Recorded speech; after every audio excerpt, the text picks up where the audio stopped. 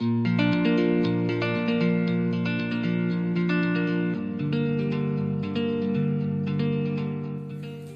iglesia, Dios me los bendiga, qué bueno estar con ustedes una vez más como de costumbre para estarles compartiendo algo de la palabra de Dios. A todos aquellos que quizás nos están siguiendo por medio de las redes sociales, quisiera darles gracias por la confianza depositada en nosotros y espero que cada una de estas reflexiones puedan ser de edificación para sus vidas. Hoy es mi intención compartirles una palabra que hace ya algunas semanas Dios ministró a mi corazón. Tuve la gran bendición de compartírselo a la iglesia que pastoreo, pero creo que su impacto real debe alcanzar a todo el cuerpo de Cristo. Vamos a estar ministrando sobre la gran necesidad que tenemos de asimilar en nuestras vidas una cultura de reino. Acompáñame solo unos minutos porque la palabra de Dios hoy puede transformar tu vida.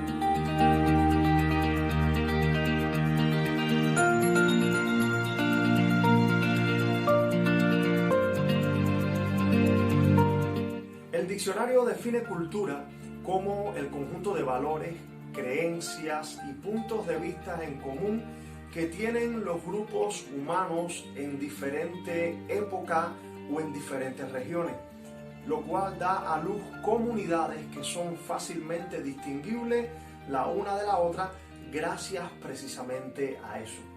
De modo que podemos hablar entonces acerca de la cultura italiana o de la cultura china o de la cultura hispana, que son nada más y nada menos que los rasgos, las costumbres, los valores y los puntos de vista que hacen fácilmente identificable a cada uno de los grupos humanos que pertenecen a esa región.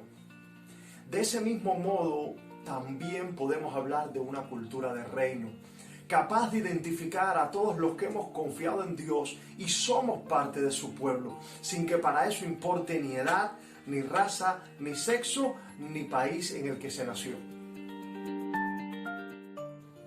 Aquellos que hemos confiado en Dios tenemos valores en común, tenemos puntos de vista similares, tenemos marcas que nos identifican. Estos crean una cultura que francamente trasciende el tiempo y que hace que todos los que creímos tengamos cosas en común, incluso con hombres de Dios de hace siglos atrás. La falta de una cultura de reino está dañando a la iglesia de una manera abismal, de una manera tremenda, y necesita ser frenada. Es por eso que me he animado a compartirte esta serie de enseñanzas, rogando a Dios que de alguna forma sea usada para ministrar tu vida.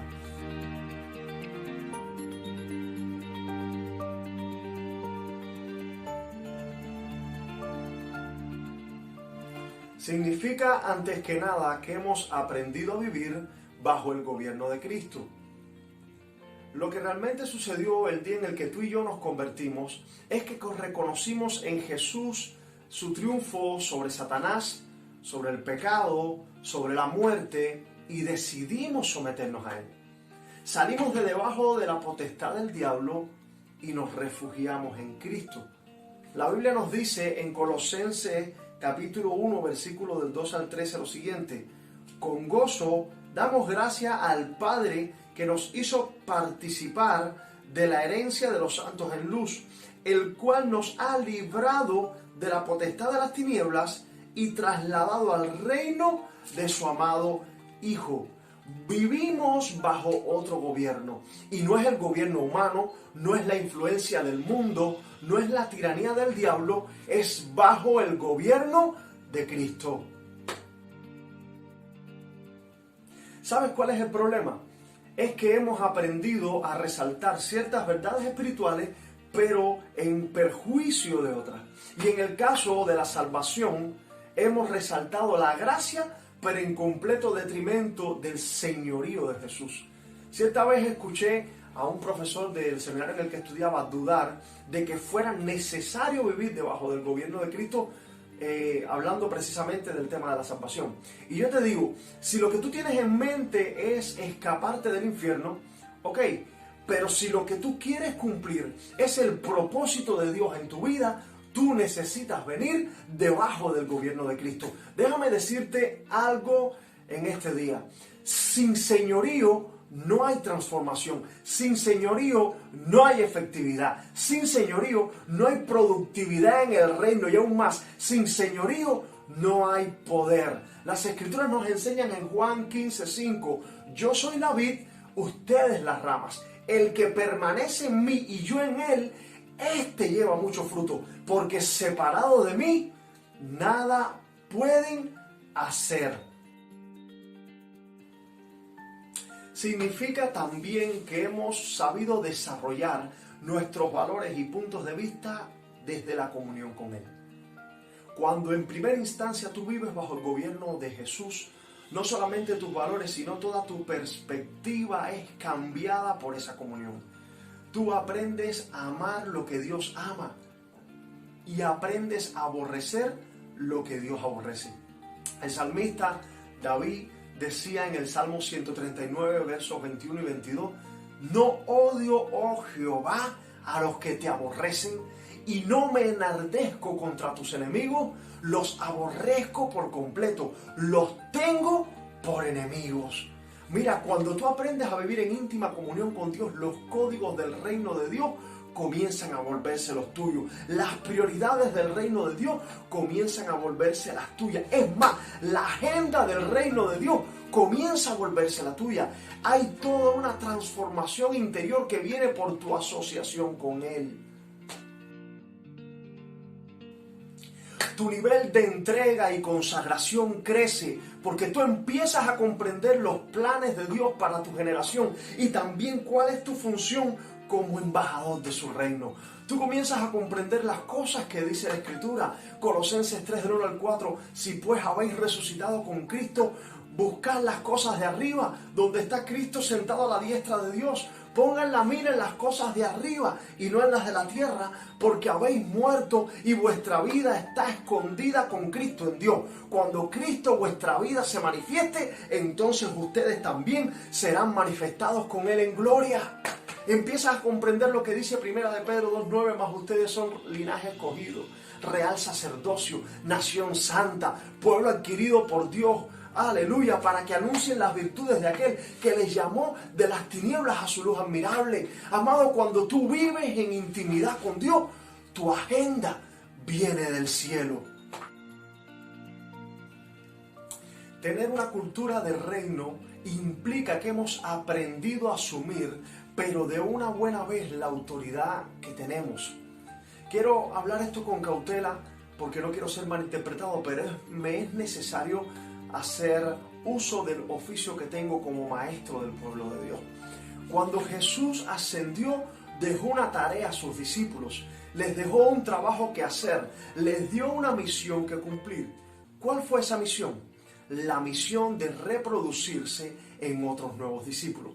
Ahora, lo más importante de esa misión no es el trabajo que les dio como tal, que ya era algo bastante difícil. Lo más impactante es la manera en la que Jesús la enuncia, la manera en la que Jesús la da. Si vamos a las Escrituras, a Mateo capítulo 28, versículo del 18 al 20 en la Biblia, vemos que Jesús dijo lo siguiente: toda potestad me es dada en el cielo y en la tierra.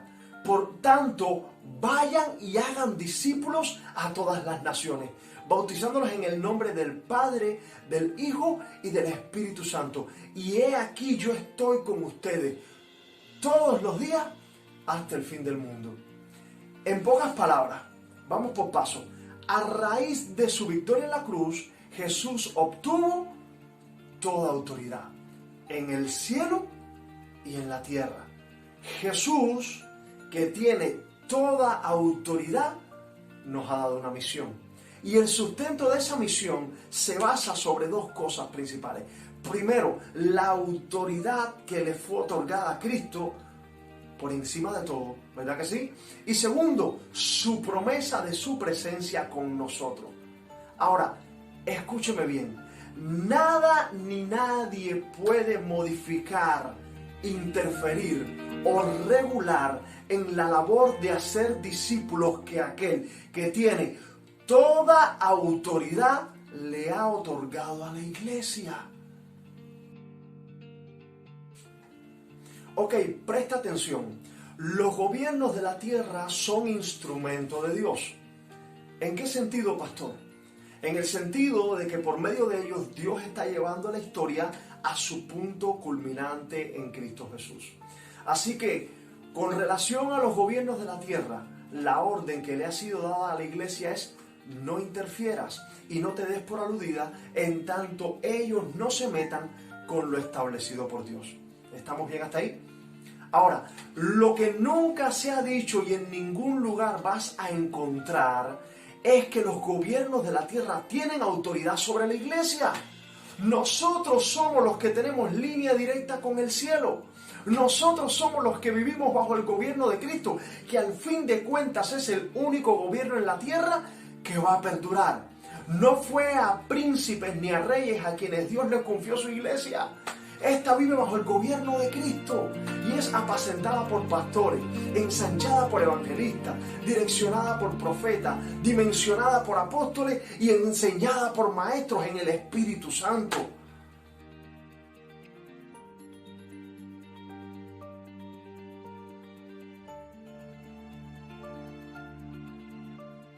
Existen muchos elementos que pudiésemos mencionar, pero entre los más importantes, desde mi parecer, están la fe y la sobrenaturalidad, la santidad y la consagración, la bendición y la generosidad, la intimidad y la reverencia, y la honra y el poder de Dios. Sobre cada uno de estas cosas, de estos elementos, vamos a estar enseñando durante las próximas semanas, a fin de que podamos comprender la magnitud del llamado que se nos está haciendo como iglesia.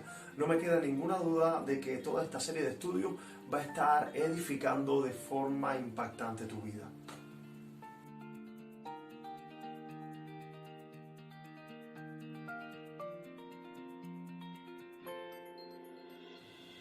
A ver, nunca es bueno generalizar, pero el resultado más bien es algo muy similar a lo que vemos en la iglesia moderna.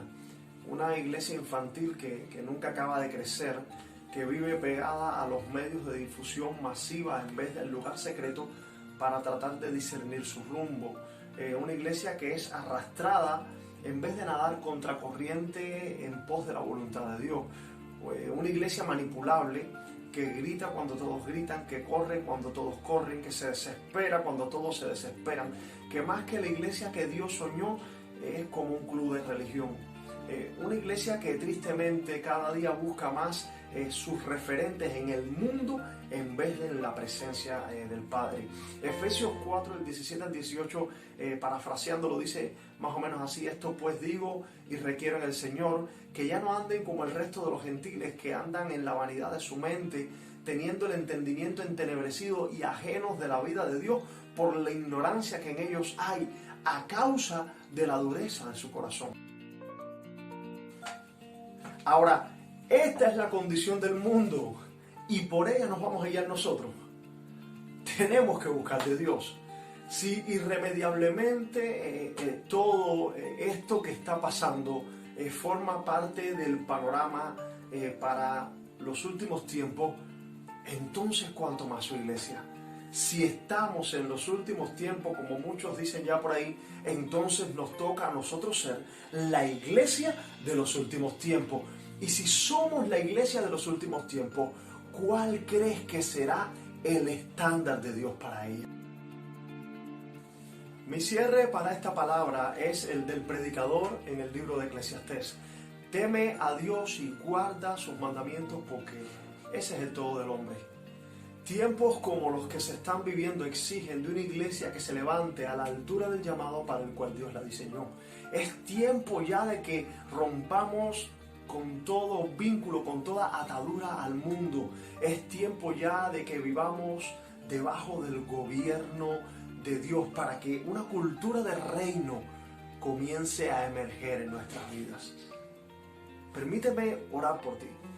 Padre Santo, yo ruego por cada discípulo que está, Dios mío, anhelando más que nada conocerte.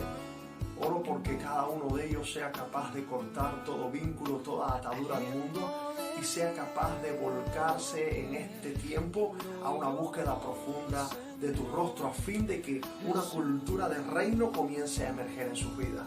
Expande su mente, ensancha su capacidad espiritual.